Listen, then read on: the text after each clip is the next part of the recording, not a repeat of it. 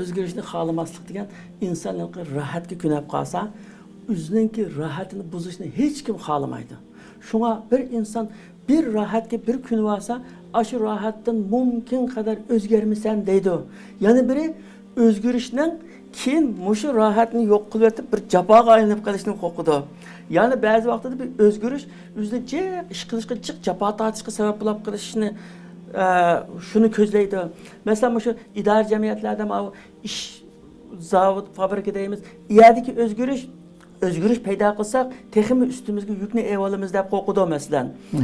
Demak, insonlar har tarafdan ayda bunda qo'rqish, ishonchi qilolmaslik demasdan shu o'zgarishni xolamaydi. Demak, o'zi kunab qolgan rohat uvusidan midirlashni hech xolamaydi.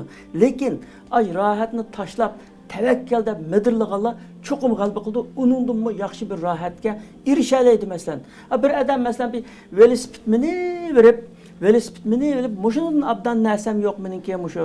Agar buningdan qilib qolsam, buni o'zgartib olsam, balki buningdan jiqiq javob tortib qilishi mumkin deb o'ylashi mumkin. Agar u g'ayrat qilsa, shu velosipeddan qutulib, abdan ishlab mashinaga erishishi mumkin. Masalan, demak, tevekkül qilib adam o'zgarishga qadam qo'ysa, albatta onun faydasını ko'rdi. Lekin insonlarniki o'zgarmasligi shu hayotim boshqacha bo'lib qolishi mumkin. Hozirgi rohat yo'q bo'lib qolishi mumkin. Balki hozirgi rohatga erishamasligim mumkin degan ayndaq andishalar bilan o'zgarishni xolamaydi inson.